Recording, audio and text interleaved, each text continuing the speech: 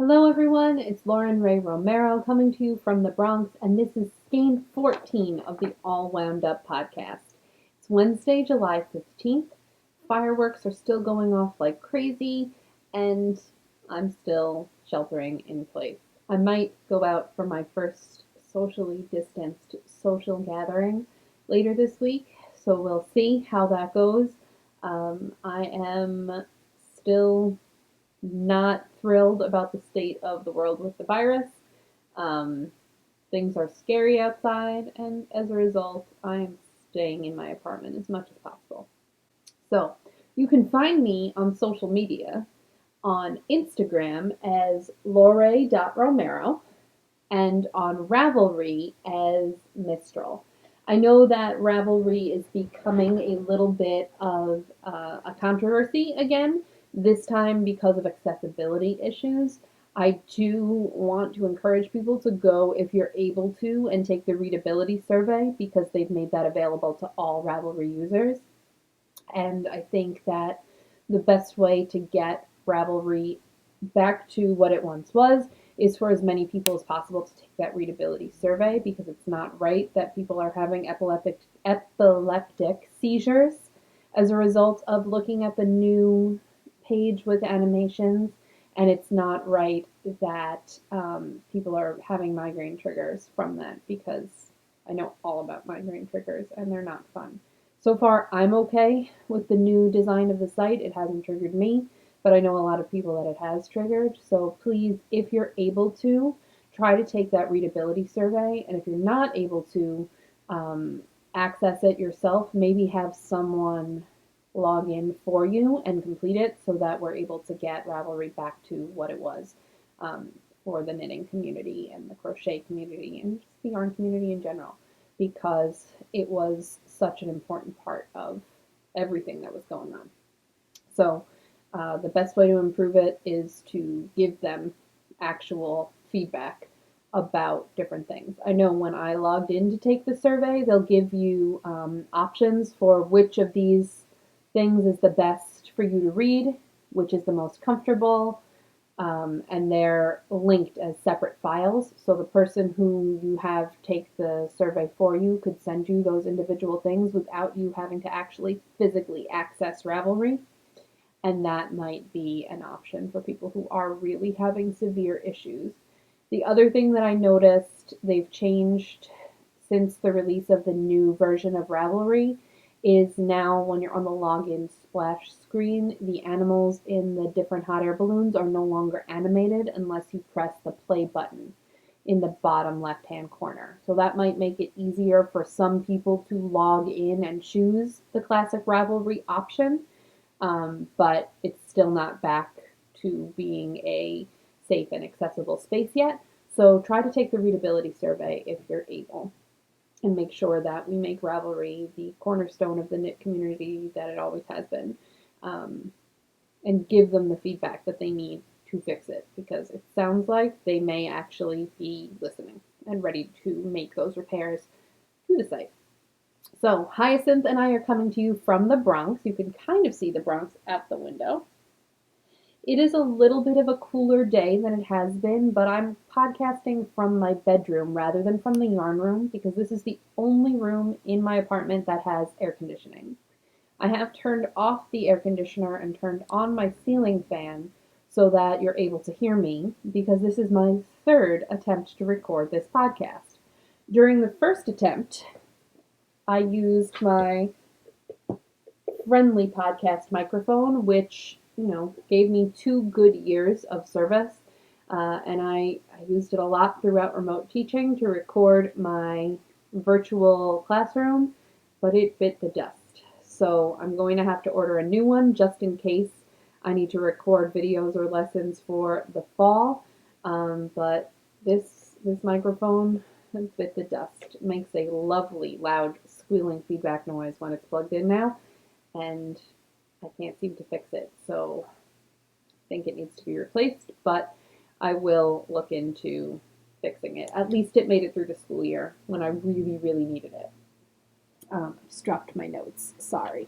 Okay, so I'm using my built-in microphone, which means that I'm going to probably have to play with the sound levels after this is recorded, but I'm hoping that you guys will be able to hear me and that I won't sound like I'm sitting at the end of a wind tunnel or in my closet and podcasting to you. I'm in my bedroom, like I said, because of the air conditioning issue, but I have tried to make it a little bit yarny by bringing in hyacinth and some going gnomes, but not quite as yarny as the yarn room is for obvious reasons. So I have several finished objects to share with you today, and usually at the end of the school year, I'm so burnt out that I feel like I can't even pick up my knitting needles. This year, I went straight from the end of the school year to at a run in the last 2.5 weeks, which have been the first 2.5 weeks of summer vacation, just knitting like a machine. I don't know where the creative energy came from, but I'm embracing it because it's been a while since I've really had my knitting mojo, and I've really felt like working on things and being, a productive knitter. So I have 3 finished objects to share with you. And the first one I'm going to share is not knit at all. It is crochet. And I only crochet under duress. I don't love doing it. It hurts my hands. But pretty much the only thing I've ever made with crochet, aside from 2 little baby props that I made for my friend's first baby, are these baby blankets. So this is a giant granny square. It's about 40 inches square, made out of Berroco vintage in their worsted base. And Berroco vintage is a blend of merino wool and acrylic and nylon. So it is very soft and it is washable.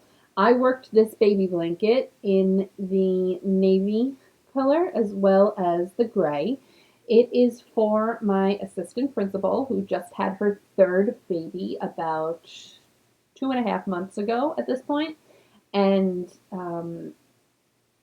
there's a rash of babies at my school. So my assistant principal had one, and then I'll show you another baby blanket later on that's a whip for my grade team coordinator. Everybody's having babies. Whew. So my assistant principal and her husband are both Dallas Cowboy fans, and so I went with navy and silver.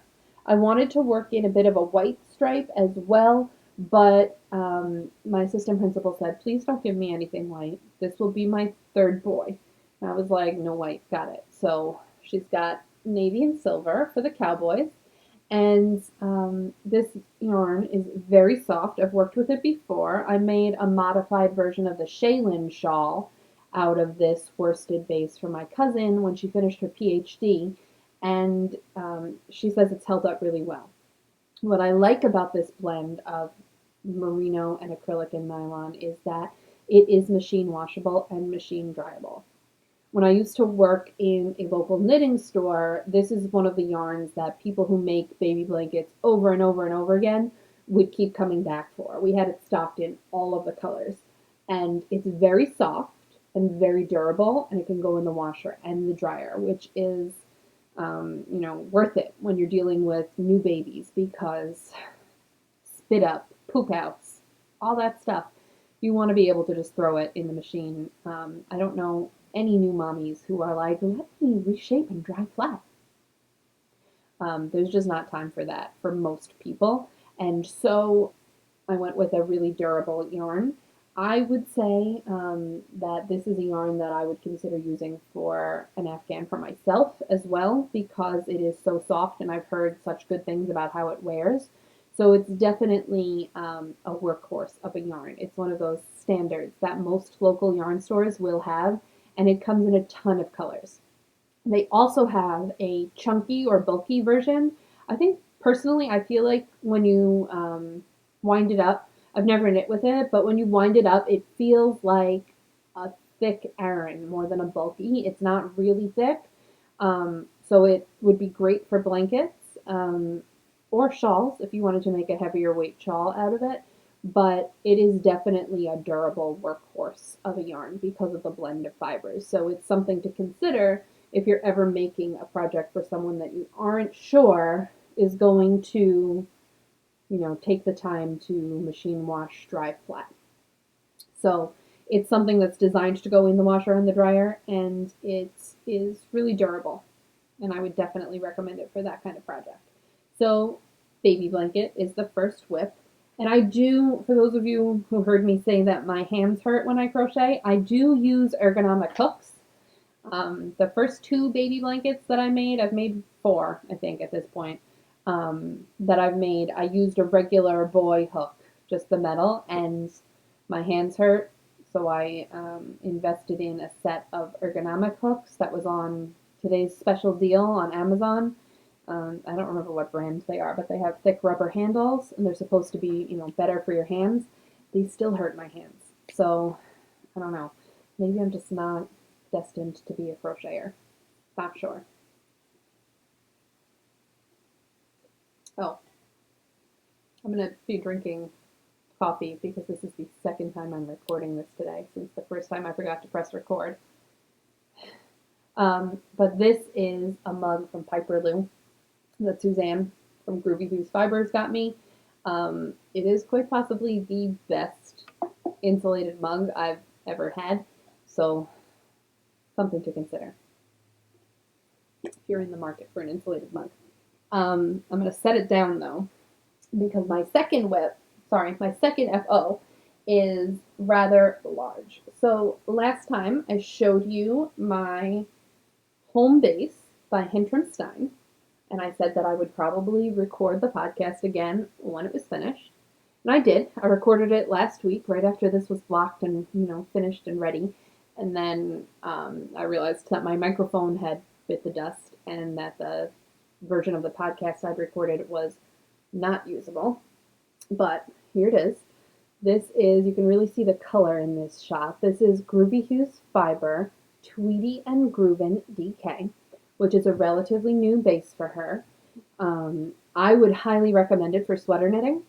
And Suzanne will do a custom order for you if you're ordering a sweater quantity. So definitely something worth considering. I'm not sure if she's able to get this base right now with all of the COVID restrictions on shipping and yarn ordering, but it is a base that I am loving.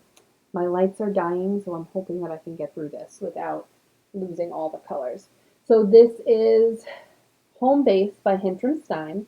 It has a built-in button band that you knit as you knit the sweater. And I have used buttons from Button Jones on Etsy. They are cornflake buttons, so they're a little bit hammered and they have a nice texture to them, rather like a piece of cornflake cereal. And it is, like I said, knit all in one piece. So you don't have to worry about going back and picking up stitches for that button band, which I know is aggravating. The broken rib from the button band continues on the bottom of the sweater and at the edges of the sleeves. And it's also on the pockets. The pockets are knit at the same time as the sweater. So you put yarn on waist yarn, you put stitches on waist yarn in order to hold on to them while you knit the pockets. And then you pick them up and graft the bottom together so that you knit them into one piece as you knit the sweater. So my only issue with this sweater, and I'll show you while I stand up to show you the fit, is the buttonholes. The buttonholes on this are made just with one yarn over. There's no binding off and making an edging for the buttonhole. And what I found about that was that it really, the buttonholes feel a little bit flimsy and they're kind of hard to find, and it's almost as though you're just shoving the button between the stitches of the sweater, which to me is a little bit worrisome. I'm worried about the overall durability of the buttonholes as a result, but I'm hoping that it'll work. If I make this again, I would definitely add additional buttons so that it goes all the way down the front, and possibly try out a different buttonhole method. But overall, I like how it fits. When I blocked it, it grew just the right amount to make a comfy, relaxed fit sort of sweater. The only issue was that the sleeves grew massively. I had to rip back. These are not the first iteration of these sleeves. I had to rip back and take out 30 rows plus the ribbing, and then redo the broken rib at the end of the sleeves because it was just not right. Um, the sleeves came down past my middle finger, and it was just not a good look. It was too much of a good thing. So I went back and I ripped them out so they are slightly too long, which is how I like my sweater sleeves. And I'm hoping that this becomes a staple in my wardrobe. I'm really upset about my lights right now. I'm going to keep going because I'm not re-recording this for a fourth time. But I'm upset about my lights. Alright, so 24 hours later, I'm back. My lights take an inordinate amount of time to recharge, so there's Chaucer. So I let them charge overnight and decided that I would just pick up where I left off because a change of shirt and fresh, face wasn't that big of a deal, but re-recording everything really was. So I told you I had 3 finished objects, and my third one is something that I cast on 2 years ago when I first started recording the podcast. And when I went back to rip out so many of the whips that I just wasn't ever thinking I was going to finish, I saw it and I was like, I really want to finish this. The thing that had stopped me from finishing was that it had a brioche section, and I'd never learned to brioche, and I never thought I wanted to learn to brioche because I don't always love how brioche looks when people do it, and so I thought maybe it wasn't worth learning and maybe I didn't care to do it. Then my friend Krista, who I've talked about on here before, shared a beautiful shawl pattern called Nasturtium, and I was like, I have to make this. I'm going to have to learn to brioche. So I decided that it was worth learning to brioche on the small section of the shawl that I'd already knit, so that when I went to make this Nasturtium shawl that is just beautiful, I would be ready to go and it wouldn't be such an ordeal to learn to knit for a 4 skein, which is really a 2 skein sized brioche shawl. So I decided to pick up my Exploration Station by Stephen West again and begin learning. Then I recorded the podcast and I was like, this is one of my works in progress. It's been here forever. It's my Exploration Station. Isn't it cute? And then I realized that my microphone had destroyed that version of the podcast and that I wouldn't be able to use it. So I, finished this shawl and blocked it because once I got the brioche section down, all I wanted to do was finish it because I've been waiting for 2 years to have it, and I had already bought the yarn a year before that, so really I've been waiting 3, maybe 4 years to have this shawl, and it's finally done, and it's finally ready. So I'm going to show it off. It is blocked, and the ends are woven in. I just need to trim off the little end pieces, but I'm counting it as a finished object. So this is the Exploration Station by Stephen West, and it's my second study of Long Island dyers. The first one was a Lisa Much shawl that I made for the Strings and More Lisa Much Along a few years ago. All of the yarn used in this shawl is done by Long Island dyers or Long Island shepherds, and it is something that I've been looking forward to wearing for a long time. So let me talk about the different yarns that I used first. My color A, which is the border between all the sections, is this yarn right here. This is from Bayhaven Shorttails, and it is an undyed natural fin yarn with 80% fin fiber and 20% silk and 10% nylon. So this is a natural fiber blend that has a little bit of nylon added to it, and it was a joy to work with. So at one point I had to rip back 8 rows of this lace section. I ripped all the way back here to the garter, and I figured that it was going to be a nightmare to do because it's a natural fiber and it felts as you knitted, and no, it was amazing. The addition of the wool and the silk and the nylon really made it the best yarn I've ever ripped back, which I don't know if that's a selling point for most people, but for me that was amazing. And not only did it rip, cat fur. Not only did it rip back so smoothly, I was able to leave I was able to leave 395 live stitches sitting off the needles until I was able to pick them back up again. I left it sitting on the bed in front of me. I watched some TV. I think I was watching The Alienist at that point. I don't know. The Alienist is amazing, by the way. You should watch it. Second season starts on the 19th, and I can't wait. But I was able to leave 395 live stitches just sitting there. And with a normal merino blend yarn, those stitches would have been dropping all over the place. I had one stitch drop while I picked up 395 live stitches. I've never had that happen before. It was amazing. So I'm definitely kind of interested to explore some non-merino yarns at this point, but I do still love working with merino. So we'll see. So my color A was that thin yarn.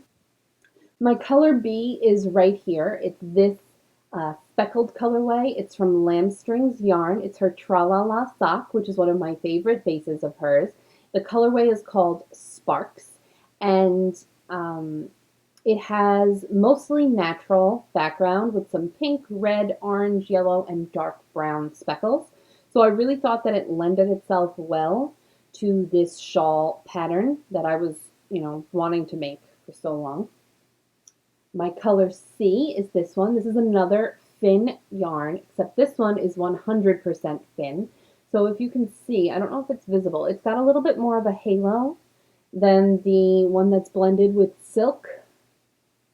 Yeah, you can kind of see it there.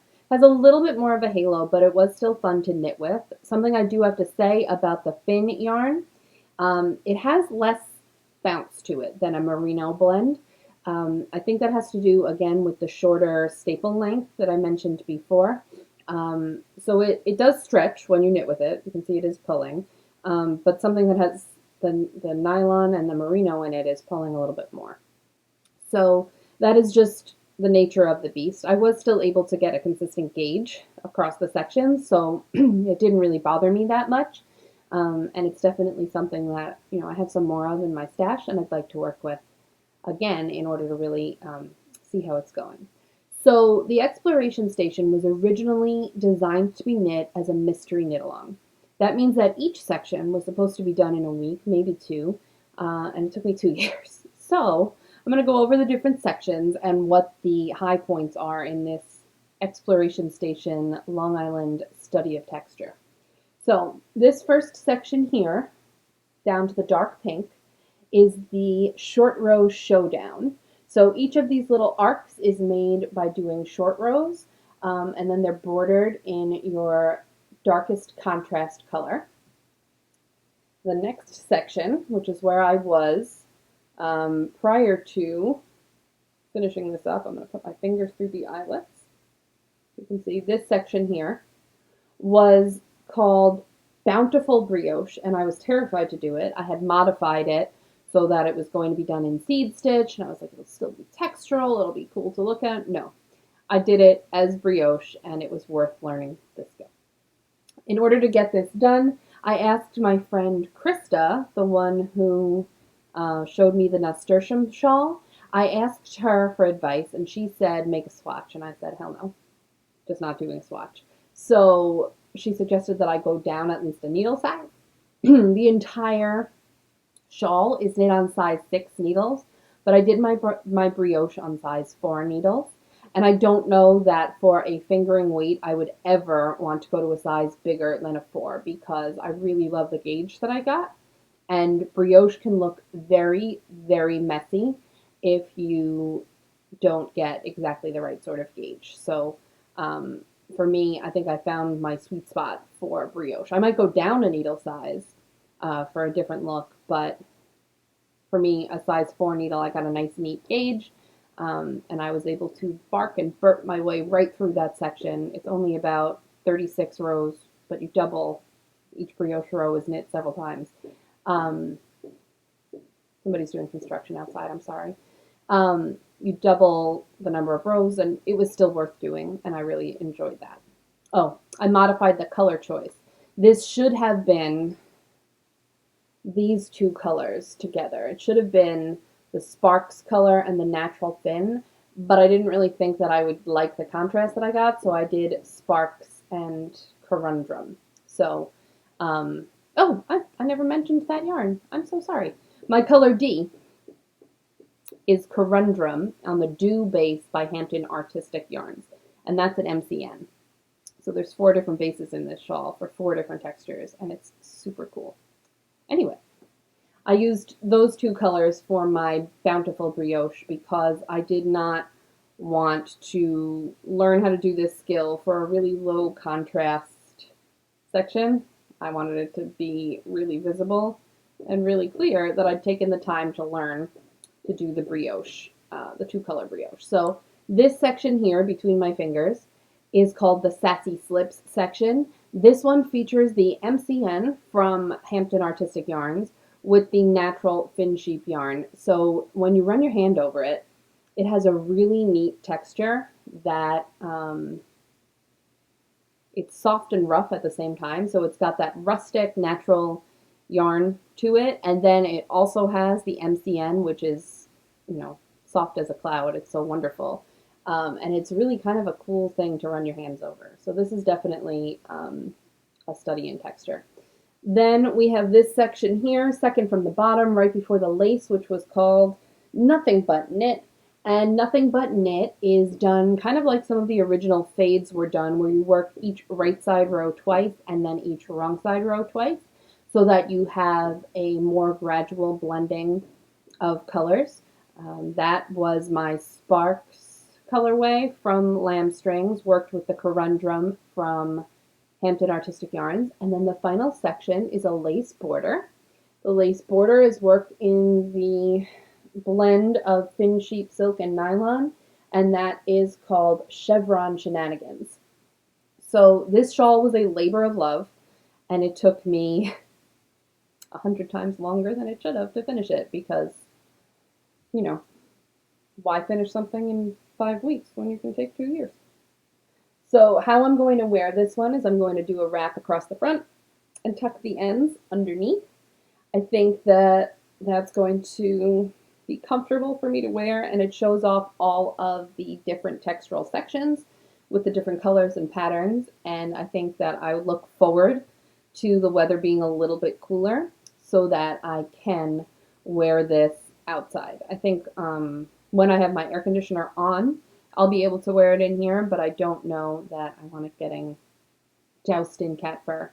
And my boys are all about getting everything covered in cat fur. And Chaucer is really attracted to wool. It's a little bit weird. He likes to chew on yarn. He likes to chew on wires. He's just bizarre. So I kind of want to protect it from him. So we'll see.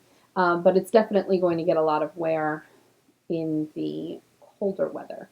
And I have started wearing shawls in place of a light jacket sometimes in the spring. So hopefully I get lots of use out of this one because it is a good size, which means that it's good for aesthetic purposes as well as keeping warm. So something that I will be thinking about. Possibly adding a shawl pin as well. We'll see. Make it hold better. Now we're up to my whips. I have 4 whips to share with you guys today. 3 of them are knitting whips, and one of them is a cross-stitch pattern that I've been working on. I'm going to go ahead and start with the knitting whips and close out with the cross-stitch pattern because that kind of leads into acquisitions. So, my first whip is currently residing in a Lala Designs project bag. It's a large zippered project bag with a D-ring strap that you can clip onto your wrist, take off and use on something else, or use it to clip it onto a larger bag for traveling purposes. I've done that before with this bag. I love it. Lala Designs bags have these neat little embroidered patterns on them, and I enjoy that. This one has the different houses from Game of Thrones, and yeah, it's from before the final season of Game of Thrones when the creators just decided to go off the rails. Anyway, This is another baby blanket, and it after I finished the first one, I could not deal with the idea of crocheting another baby blanket. It just was not happening. So I decided that I was going to knit one instead. And I've always been rather resistant to the idea of knitting a blanket because I feel like it's going to take forever. And I mean, I make shawls that are this big, so how can I feel like I'm not going to be able to knit a baby blanket? I don't understand. It's like a mental block kind of thing. So I decided that I was going to knit this one. And I've been working on it for a couple of weeks. And this is a corner to corner baby blanket. It's also being worked in Berroco vintage. As I said before, with the crocheted baby blanket, it's a yarn that is a wool and acrylic and nylon blend, and it is superwash. So it can, theoretically, go in the washer and dryer. Don't know for sure, but that's the goal, is for the new mommies to be able to wash and dry these blankets. This one is being made for my grade team coordinator from this year, who had her baby about a week before a week after my assistant principal. It is just garter stitch, so it's been very, very nice mindless knitting. At the beginning of each row, you do a yarn over. Right there, you can see them. Put my hand behind it. There we go. You can see them, and that creates the increases. You work increases until your blanket is as wide as you want it to be. I'm almost there. And then you begin to decrease, which closes it up into a full square from a triangle. The pattern that I'm following was written for bulky weight yarn, but it's really more of a recipe where you follow the technique, and you can do it for any size yarn and any size needle that works for you. So this is being done out of Berroco vintage, and it is going relatively quickly. I would even consider, I think, doing one of these for myself. Not necessarily a corner to corner, but a blanket out of Berroco vintage, because I'm really loving how it feels. And if it can actually go in the washer and dryer like it's supposed to be able to, that would be amazing for a blanket, because sometimes there are things you just want to wash. So this is Berroco vintage, and I'm enjoying it. This is their worsted weight. Berroco vintage. They do also have a Berroco vintage, I don't know if they call it bulky or chunky. It feels a little bit like a slightly heavy Aran weight, and I'm thinking that for a larger blanket it would be ideal to try and use that, and I might do that for a future project. We'll see. But that's a corner to corner baby blanket. I will post a link to the recipe that I'm using, but it's something that's been around for a long time, and the pattern was free. The recipe, the pattern, it was free to use. So hopefully I get that finished up soon. I will be driving those blankets up and dropping them off on doorknobs, just because I'm terrified to try and find the post office. I think I said it, I don't even remember because it was yesterday. Every time I've gone to a post office or driven past a post office, the gate has been down. So I don't know. All right. So it seems like Skein 14 of the All Wound Up podcast is just cursed, because I was editing and I realized that in the middle of the whips section, it decided that it would be super cool if the video cut out and went to black. I was really excited about that, because I feel like I've repeated myself 17 times. Even though it's only been 5 times saying the same thing. And so here I am, to try again, one last time, to finish recording this. I guess it kind of feels like teaching, because you do the same lesson several times throughout the day. So, I mean, I'm kind of used to it, but that's how I feel. Whatever, it's okay. So, in my Otterly Adorable Knits medium drawstring bag, I have my next whip. My next whip was free with a coupon code several years ago on Ravelry, and I decided to go ahead and work this shawl, which is called Just Breezin' Through, and I do have a little bit of it started. It's in a lovely tonal blue color on the Lillian base from Dirty Water Dyeworks. Dirty Water Dyeworks has my favorite oversized skein of DK weight yarn that I like to use for ponchos so I don't have to weave in a million ends. It has a pitter-patter polymer stitch marker on it that's shaped like that turtle sandbox that all of us 90s kids had in our backyards if we were lucky enough to have them. And yeah, so this is for my dad's friend. I'm going to sneeze. It's going to make it even better. This is for my dad's friend, Annie. And when I was a little girl, she used to send me the most awesome birthday packages.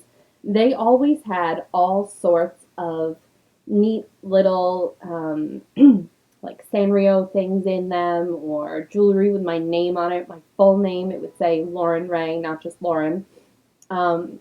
And she would really find things that, like, I loved as a kid, and that, welcome to the Bronx, y'all, and that, you know, I would not have gotten otherwise, like an ice cream bowl with milkshake glasses that were shaped like ice cream cones and had little spoons that had straws in them, shaped like ice cream. It was amazing. But anyway, a couple of years ago, I made her a shawlette, and this past year, she said, you know, I really would like another one. I'll pay you. And I was like, well, I'm not going to take your money. You used to send me these awesome gifts. I'm happy to use stash yarn and make something for you. So we picked out a color that looked like what she wanted in the skein. And then when I wound it up and started knitting with it, we both realized that it had a lot more pink than she would like. Because she is more of a blue person. And so I restarted last night in between recording the first two halves of the podcast, this shawl, the Just Breezin' Through shawl by Finicky Creations. And how this shawl works is it's an asymmetrical triangle, and up the longest side it has eyelets, which I'm starting right now.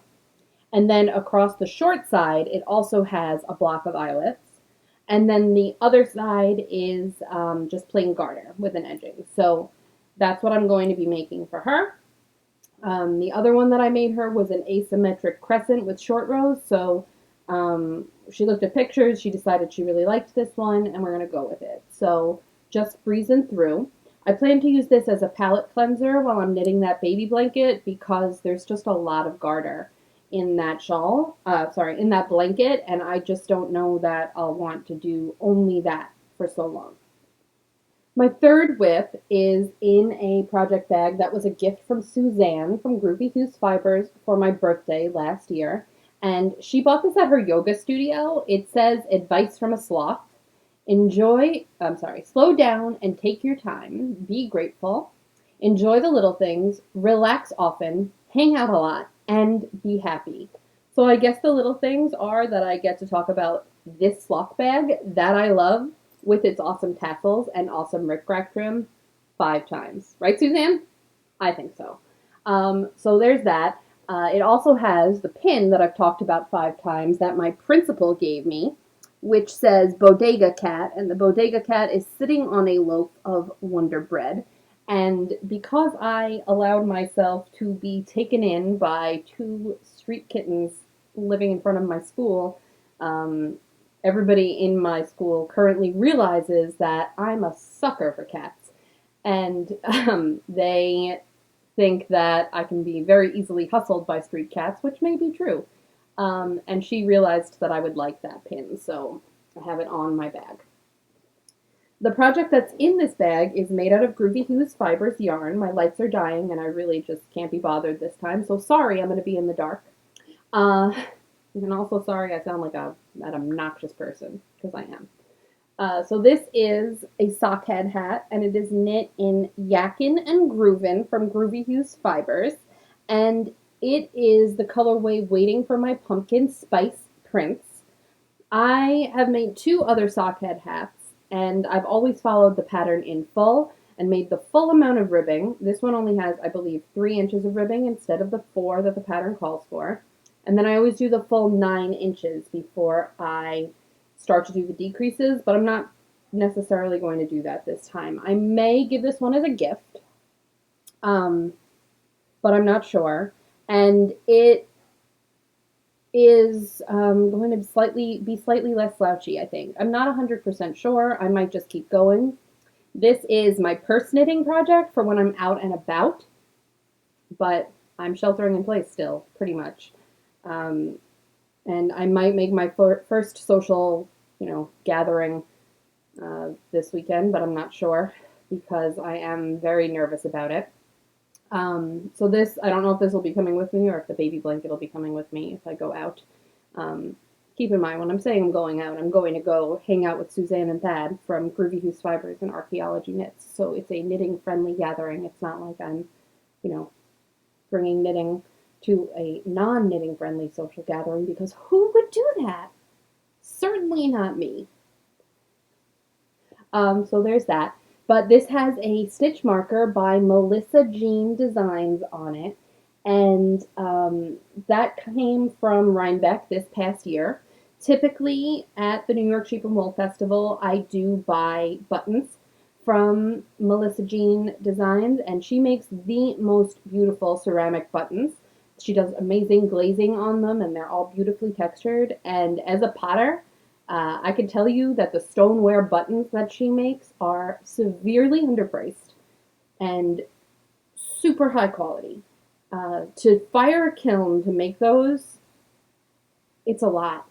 When you're firing a kiln, you think about your vertical space and you want things to be, taking up vertical space so that you're not firing almost nothing. She must have a little, like a windowsill kiln, which is like 12 by 12, rather than a full-size kiln, but she is super talented and her buttons are amazing. So if you get the opportunity to buy buttons from her or a stitch marker from her, depending on how the virtual New York Sheep and Wool goes this year, or if you just click the link to her shop, that's going to be in my show notes. Totally worth it. So when you're knitting something that's on a yak base, the yak yarn, before it's dyed, there's this little teeny tiny V of stitches that's right next to my finger, right there.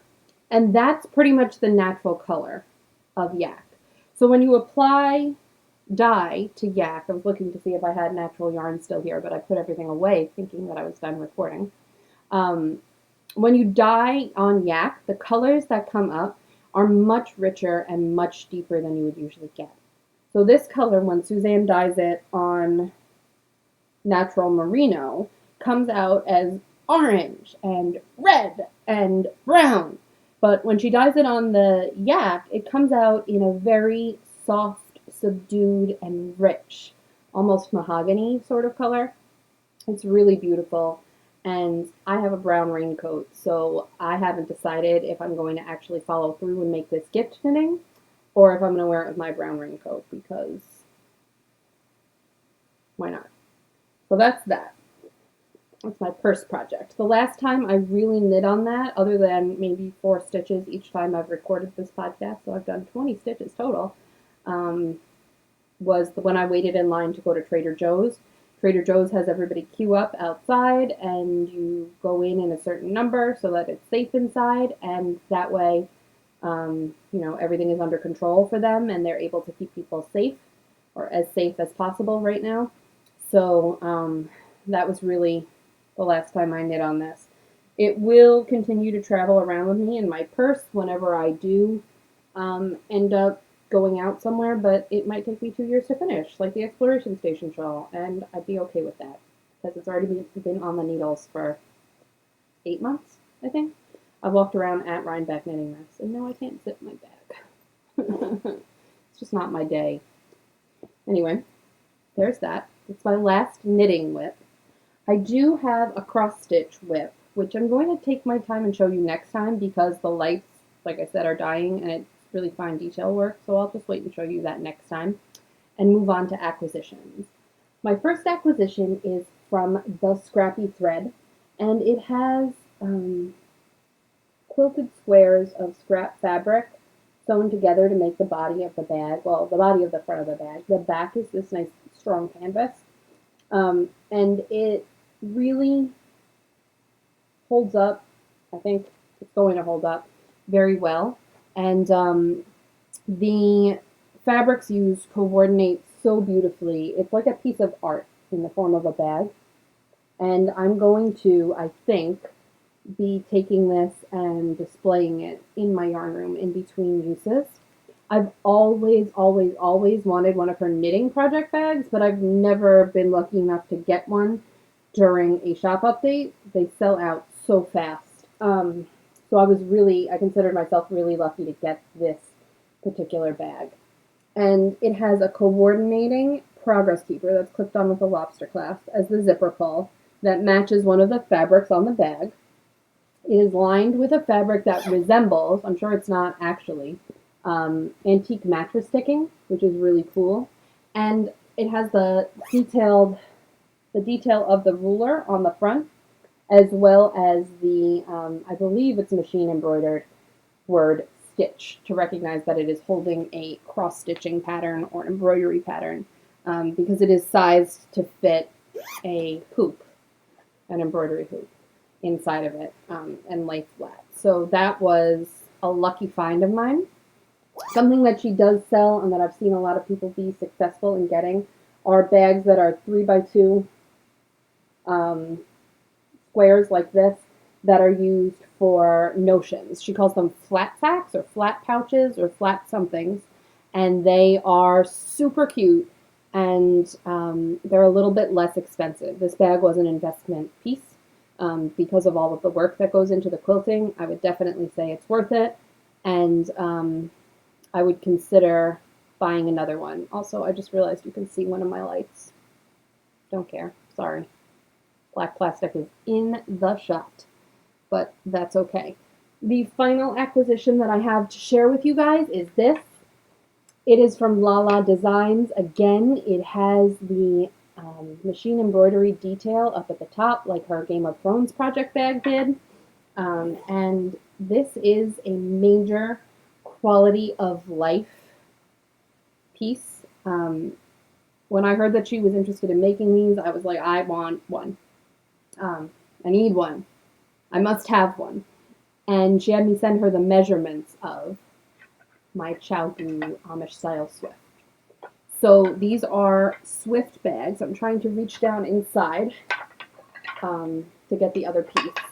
These are Swift bags, and they are made out of a heavy printed canvas, which in my case has a design that's sort of reminiscent of Swedish folk art meets mid-century modern design. And it has this little pouch that comes with it, in addition to the bag that holds the stand for the Swift and the arms of the Swift. It has this little zippered pouch, which has plastic snaps and the embroidered hearts again. And this bag holds the little pegs for the Swift. Prior to having this bag, I stored my Swift in the oversized white cereal box that it came in, and that box was falling apart from the first month that I had it, and it really just was not working out so well for me. So I was really glad when I was able to get this bag that is beautiful and sturdy. This is kind of a lifetime purchase, I think. Laura also has in her shop masks for preventing the spread of COVID-19. If you were interested in those, she has those as well. She makes regular project bags and these Swift bags. A Swift bag will run you about $50 depending on your fabric choice, and she lets you choose your fabric. The bags are done made to order because she will inquire as to what type of Swift you have, and if your Swift isn't listed, she'll need the measurements of whichever model of Swift you have. She makes them for umbrella Swifts as well as for the Amish style Swift, so they are very useful. That is all I have to share with you guys today and yesterday and earlier today, but I hope that you are all well and that you're staying safe. Please remember that the impact of your words may be different than the intent of your words, and that you should always think oops, not ouch, when and if someone corrects you. Please continue to be safe out there. Don't do anything too rash, and make sure that you're being safe. Thanks for putting up with this one. It's going to be spliced together with lots of starts and stops, and I hope that you enjoy it. If you like what you saw, or you feel bad for me because I've recorded 5 times, please click the like button down below and subscribe to my channel if you'd like to see more. I promise I am not always a hot mess minus the hot. Promise. Thank you guys so much for watching. Have a great day. See you next time.